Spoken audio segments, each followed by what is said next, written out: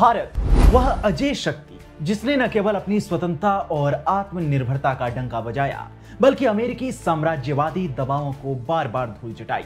New world order का सरदार America दुनिया को हमेशा अपने चश्मे से देखता है। इसने विश्व के मामलात को कभी न्याय और निष्पक्षता के तराजू पर नहीं तौला, लेकिन भारत के मामले में इस देश ने हर बार मुंह की खाई है। 1965 में जब अमेरिका ने गेहूं की आपूर्ति रोकने की धमकी दी, तब भी भारत ने वाशिंगटन को करारा जवाब दिया।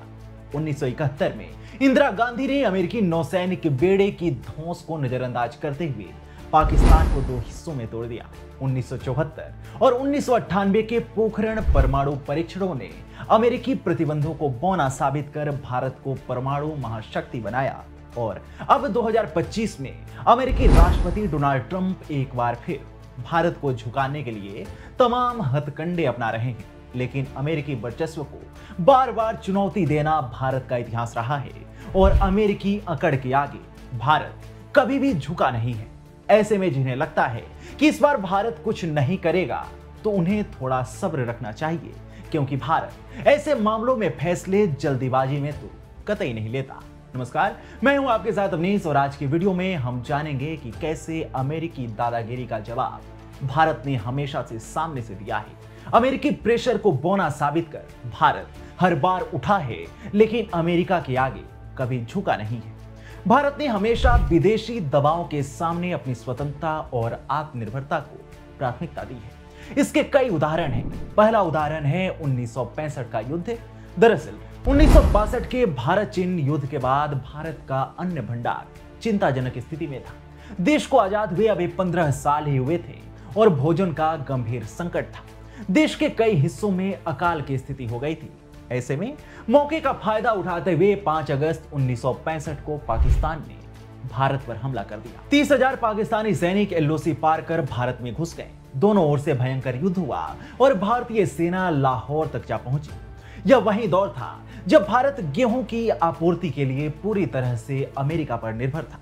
ऐसे में पाकिस्तान की हिमायती तत्कालीन अमेरिकी सरकार और राष्ट्रपति लिंडन जॉनसन ने प्रधानमंत्री लाल बहादुर शास्त्री को धमकी दी कि अगर युद्ध नहीं रुका तो गेहूं की आपूर्ति बंद कर दी जाएगी। उस समय भारत की जनसंख्या 48 करोड़ थी और ऐसे में खाद्यान्न संकट पैदा हो सकता था। लेकिन बावजूद इसके देश हित को ध्यान में रखते हुए शास्त्री जी ने अमेरिकी राष्ट्रपति से स्पष्ट रूप से कह दिया कि गेहूं देना बंद कर दीजिए। इतना ही नहीं, उन्होंने अमेरिका से गेहूं लेने से भी साफ इनकार कर दिया था। इसके बाद अक्टूबर 1965 में दिल्ली के रामलीला मैदान से लाल बहादुर शास्त्री ने जय जवान जय किसान का नारा दिया और देशवासियों से सप्ताह में एक दिन उपवास रखने की अपील की थी। उसके बाद शास्त्री जी की सरकार ने खाद्य आत्मनिर्भरता की दिशा में कई बड़े कदम उठाए, जो बाद में भारत की हरित क्रांति का आधार बने। कहने का आशय यह है कि उस समय भारत हर तरह से कमजोर था, बावजूद इसके अमेरिका के सामने झुकने से इनकार कर गया। दूसरा उदाहरण है 1971 का युद्ध। दरअसल 1971 के युद्ध के दौरान भी अमेरिका के तत्कालीन राष्ट्रपति रिचर्ड निक्सन ने तो खुलकर पाकिस्तान का साथ दिया और खुलकर तत्कालीन प्रधानमंत्री इंदिरा गांधी और तमाम भारतीय नेताओं के खिलाफ बयान तक दिए थे। यहां तक कि अमेरिका भारत से युद्ध को लेकर आमदा भी हो गया था। यह वही समय था जब अमेरिका ने बंगाल की खाड़ी में अपना नौसैनिक बेड़ा भेज दिया। उस समय रूस ने खुलकर हमारा साथ दिया और भारत ने अमेरिका के सामने झुकने से इनकार करते हुए पाकिस्तान को दो टुकड़ों में बांट दिया था। तब भी अमेरिका हमारा कुछ नहीं बिगाड़ पाया। इसके बाद भारत और रूस की प्रगाढ़ हुई दोस्ती ने हर दफा अमेरिका के सीने में कुलबुलाहट पैदा की। तीसरा उदाहरण है 1974 का परमाणु परीक्षण। दरअसल 1974 में इंदिरा गांधी के नेतृत्व में जब भारत ने पहला परमाणु परीक्षण किया, तब भी अमेरिका ने भारत पर प्रतिबंध लगाए थे। पोखरण 1 परमाणु परीक्षण के बाद अमेरिका ने भारत पर परमाणु ईंधन की आपूर्ति, तकनीकी सहयोग और आर्थिक सहायता पर प्रतिबंध लगा दिए थे। ये प्रतिबंध भारत को परमाणु अप्रसार संधि यानी एनपीटी के दायरे में लाने और उसके परमाणु कार्यक्रम को सीमित करने के उद्देश्य से थे।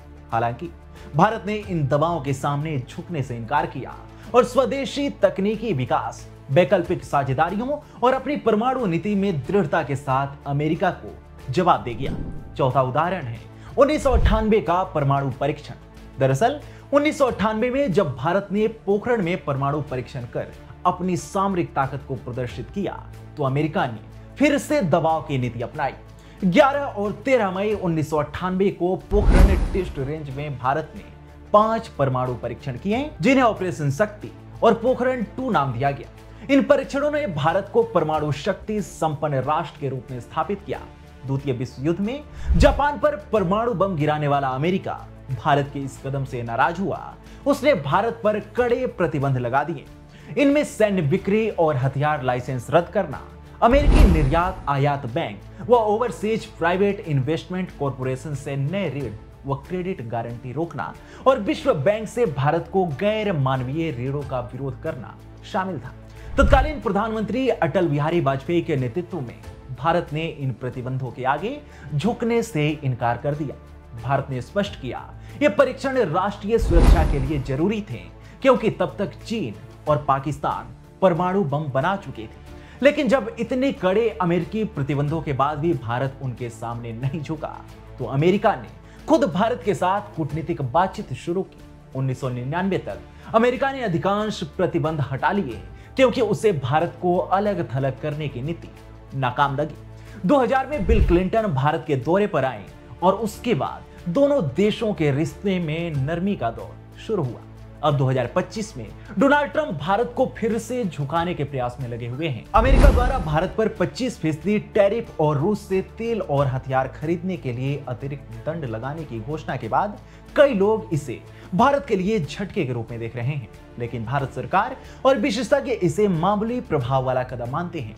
भारत की $4 ट्रिलियन की अर्थव्यवस्था के लिए यह टैरिफ 0.2% से 0.5% तक का नुकसान कर सकता है, जो आर्थिक विशेषज्ञों के अनुसार बहुत ज्यादा नहीं है। इसके अलावा भारत पहले से ही अमेरिका के साथ द्विपक्षीय व्यापार समझौते पर बातचीत कर रहा है, जिसका पहला चरण सितंबर-अक्टूबर 2025 तक अंतिम रूप ले सकता है। इस परिस्थिति में भी भारत दबाव में झुकने के बजाय रणनीतिक और धैर्यपूर्ण तरीके से जवाब दे रहा है। इन सबसे इतर अगर देखा जाए तो पीएम नरेंद्र मोदी का पिछले 25 सालों का रिकॉर्ड भी काफी असरदार रहा है। चाहे कोई भी नेता हो, पार्टी हो, संगठन हो, उद्योगपति हो, कोर्ट हो, जज हो, वकील हो या फिर कोई देश ही क्यों ना हो, मोदी के खिलाफ जाकर कोई उनसे नहीं जीत सका है। यह बात न केवल भारत के आंतरिक राजनीतिक परिदृश्य में सत्य है, बल्कि वैश्विक मंच पर भी लागू होती है। जिन्हें लग रहा है कि भारत कुछ नहीं करेगा, तो उन्हें समझना होगा कि भारत का इतिहास ही रहा है कि वह ऐसे मामलों में एकदम से कुछ नहीं करता। भारत ऐसे मामलों में धीरे धीरे कदम बढ़ाता है और वैसी कमजोर नस दबाता है जो सामने वाले को छटपटाने पर मजबूर कर दे। अमेरिका के केस में भी कुछ ऐसा ही होने की संभावना है। आपको बता दें कि रूस से सस्ता कच्चा तेल खरीदने के मसले पर अमेरिका लंबे समय से भारत पर दबाव बनाते आ रहा है। इसके लिए अमेरिका की ओर से 500% टैरिफ तक लगाने की बात कही गई। बावजूद इसके भारत ने रूस से तेल आयात जारी रखा, जिससे 2022 से 2025 के बीच 10.5 से 25 अरब डॉलर की बचत हुई है।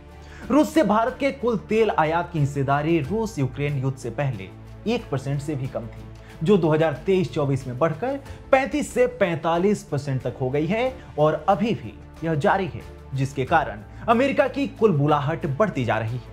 वहीं मोदी सरकार ने न केवल ट्रंप के टैरिफ और दबावों का जवाब देने में परिपक्वता दिखाई है, बल्कि वैश्विक मंच पर भारत को एक मजबूत और आत्मनिर्भर राष्ट्र के रूप में स्थापित किया है। चाहे 1965 का युद्ध हो, पोखरण परमाणु परीक्षण हो या वर्तमान में ट्रंप के टैरिफ का बुलबुला हो, भारत ने कभी भी अमेरिकी दबाव के आगे घुटने नहीं टेके। ऐसे में पूरे देश को उम्मीद है कि अमेरिकी धमकियों के दबाव से भारत न केवल उभरेगा, बल्कि अमेरिकी धमकियों को बौना साबित करते हुए मजबूत होकर इससे बाहर भी निकलेगा। इस मसले पर आपकी क्या राय है, हमें कमेंट सेक्शन में जरूर बताएं। साथ ही वीडियो को लाइक करें और चैनल को सब्सक्राइब करें।